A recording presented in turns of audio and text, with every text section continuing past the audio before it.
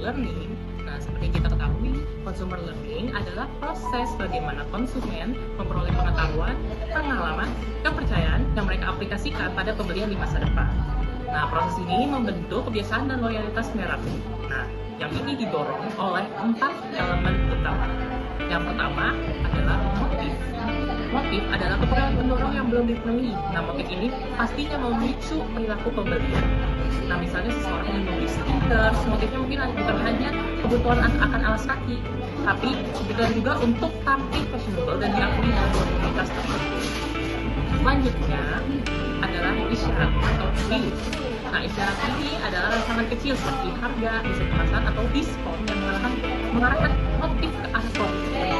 Contohnya ketika motif membeli kebutuhan harian muncul, layanan seperti promo flash sale di aplikasi e-commerce atau warna kemasan yang mencolok di minimarket mengarahkan konsumen untuk memilih produk tertentu. Nah, ketiga adalah respons. Respons ini adalah reaksi individu terhadap isyarat yang mengarah kepada pembelian atau pilihan produk.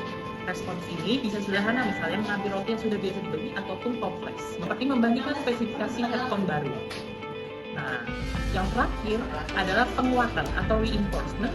Nah, ini terjadi ketika konsumen merasa puas dan mendapat manfaat dari pembelian. Nah, kepuasan ini meningkatkan kemungkinan konsumen mengulang perilaku yang sama. Misalnya, seseorang membeli kopi dari brand tertentu. Nah, jika kopinya enak di pelayanan ramah, pengalaman ini pasti menjadi reinforcement positif bagi konsumen untuk membeli dari brand tersebut lagi.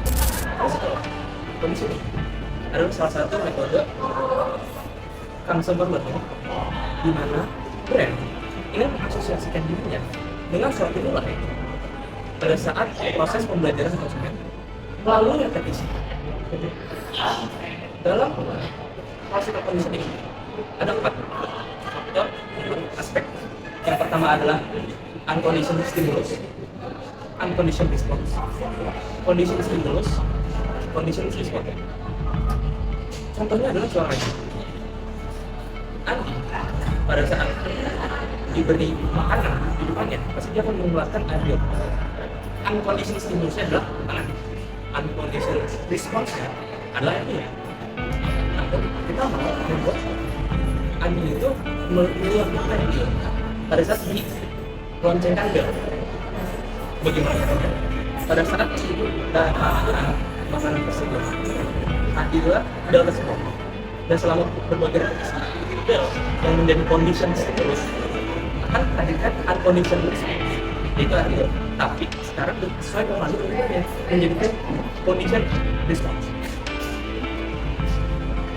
Di proses condition ini ada 2 strategi yang bisa digunakan brand. Yang pertama adalah generalisasi. Generalisasi contohnya adalah penggunaan produk lain yang banyak.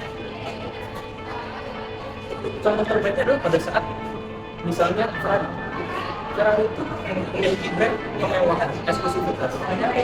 Namun pada saat kita pakai suatu baju Ferrari, dia kan timbal. Kita tidak langsung cepat, kita pasang stiker dari baju. Kita memakai produk-produk kopinya Ferrari itu tidak mendatangkan efek yang sama dengan membeli mobil Ferrari. Namun kepada masyarakat setelah repetisi klasik kondisinya rasakan bahwa Ferrari itu diasosiasikan kemewahan. Itu tidak ada. Dan yang kedua adalah diskriminasi. Diskriminasi ini biasanya dilakukan pada market yang sudah red ocean. Market red ocean menjadikan brand harus berinovasi dan harus membedakan diri, menunjukkan kasih, menunjukkan bagaimana dia berbeda dengan lain. Soalnya adalah ekor tinggi, karena di situ mereka menjadikan bahwa Apple ini berbeda dari yang lain. Halo, di video ini saya akan menjelaskan secara singkat tentang consumer learning, khususnya instrumental conditioning dan observational learning, yaitu cara konsumen belajar sebelum akhirnya memutuskan untuk membeli sesuatu. Pertama, instrumental conditioning. Intinya, konsumen belajar dari pengalaman langsung. Kalau suatu pengalaman terasa menyenangkan, perilaku itu bakal diulang. Contohnya, waktu kita nemu restoran yang enak, pelayanan bagus, dan harganya pas, karena puas, kita akan jadi balik ke restoran tersebut. Kepuasan itu disebut reinforcement. Dalam dunia marketing, ini sering dipakai lewat diskon, cashback, atau program loyalty, selama konsumen merasa diuntungkan. Kebiasaan beli itu akan terus terbentuk. Selanjutnya, observational learning. Kalau yang ini, konsumen belajar dari melihat orang lain, bukan dari pengalaman sendiri. Misalnya dari influencer atau teman yang pakai produk tertentu, dan kelihatannya puas atau makin percaya diri. Tanpa sadar, kita jadi ingin mencoba juga. Makanya iklan dan media sosial punya pengaruh besar dalam membentuk perilaku konsumen. Jadi, instrumental conditioning itu belajar dari pengalaman sendiri, sedangkan observational learning belajar dari orang lain.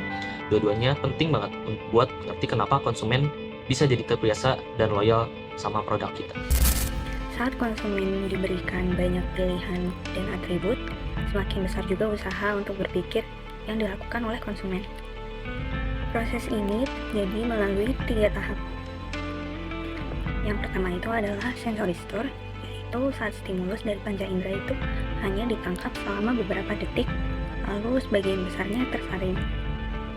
Yang kedua adalah short-term memory, di mana tempat informasi itu diproses sementara dengan kapasitas yang terbatas.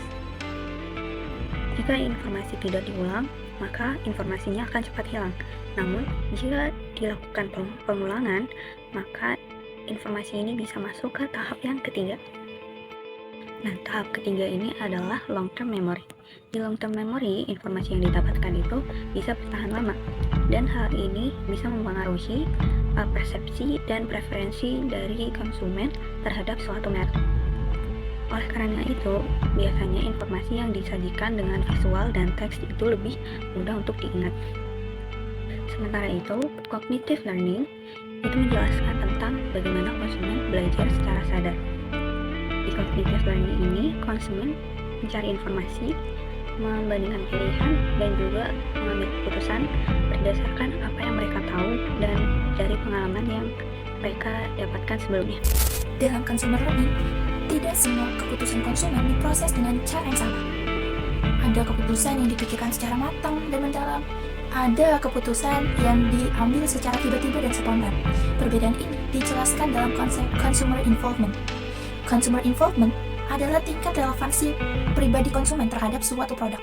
Semakin tinggi tingkat relevansinya, maka semakin tinggi juga keterlibatan dan usaha kognitif yang dikeluarkan oleh konsumen. Pada keterlibatan tinggi, seperti produk yang jarang dibeli, beresiko tinggi, mahal, maka kita akan secara aktif untuk mencari informasi dan membandingkan, seperti ketika kita ingin membeli mobil, HP, maupun kamera. Sedangkan pada keterlibatan rendah, pada produk yang umum, rutin, murah, dan beresiko rendah, maka kita akan berpikir secara pasif pada teori belah otak atau hemispheric lateralization. Keterlibatan tinggi diproses melalui otak kiri, otak yang berfokus pada logis dan analitis. Jadi iklan harus menyampaikan data dan argumen yang masuk akal. Sedangkan pada keterlibatan rendah, informasi diproses dengan otak kanan, otak yang emosional dan visual. Jadi iklan harus menggunakan gambar, audio yang menarik emosi, pengulangan pesan, jingle. Di studi kasus yang kita pelajari ini adalah mass hysteria. Jadi pada tahun 2020 saat pandemi COVID-19 melanda di Amerika Serikat, pada saat itu juga Amerika Serikat tuh mengalami histeria mengenai produk tisu toilet. Dalam kasus ini tuh kita dapat breakdown sesuai elemen consumer learning, yaitu motivasi. Jadi COVID-19 itu kan motifnya keamanan, terutama dalam ketidakpastian dan panik. Terus cues-nya itu adalah berita dan headline tentang kelangkaan kebutuhan utama tuh mengarahnya ke tisu toilet. Jadi kayak panik buy, beli berbondong-bondong, beli kuantiti yang jauh lebih besar daripada kebutuhan yang sebenarnya. Terus reinforcement-nya itu kayak keamanan, kontrol, validasi dari masyarakat yang juga tuh sama-sama panik. Consumer involvement sebelum pandemi itu sebenarnya bisa dibilang tergolong rendah, karena tisu toilet itu kan adalah basic needs yang stabil sebenarnya. Tapi pas COVID-19 itu tuh consumer involvement-nya naik tinggi karena ilusi kelangkaan dan ketidakpastian. Namun ini tuh bukan logis atau rasional, hanya emosi yang tinggi. Dalam consumer learning tuh fenomena ini tuh dapat terjadi dalam dua sistem, yaitu classical conditioning dan observational learning. Di dalam classical conditioning ini breakdown-nya itu adalah US-nya itu ketidakpastian pandemi, kayak beritanya kayak yang mencekam, lockdown di mana-mana, society-nya rasanya kayak falling down gitu kan. Nah, CS-nya itu kayak kebutuhan dasar yang mengarahnya ke tisu toilet didampingi dengan kayak headline scarcity and running out. UR-nya kayak takut, panik gitu. Nah, CR-nya itu adalah takut dan panik dalam konteks tisu toilet. Proses tersebut tuh berjalan terus-menerus, diperkuat dengan repetisi berita, atensi kita terhadap berita, serta bukti nyata kayak rak-rak tisu toilet di minimarket tuh emang benar-benar habis. Jadi terjadi kegaduhan, panic buy gitu. Didukung oleh observational learning, melihat orang lain berlomba-lomba beli tisu toilet, melihat rak tisu toilet yang kosong, dan kita menginterpretasi perilaku respon masyarakat sebagai betul-betul suatu kelangkaan, memicu konsumen untuk meniru perilaku tersebut, panic buy, walaupun tanpa kebutuhan yang emang benar-benar vital gitu teman-teman. Nah, fenomena ini tuh secara keseluruhan menjadi self-fulfilling prophecy, di mana kepercayaan masyarakat bahwa tisu toilet memang langka dan membeli secara berbondong-bondong lalu menjadikannya benar-benar langka, dan ini tuh terjadi terus-menerus.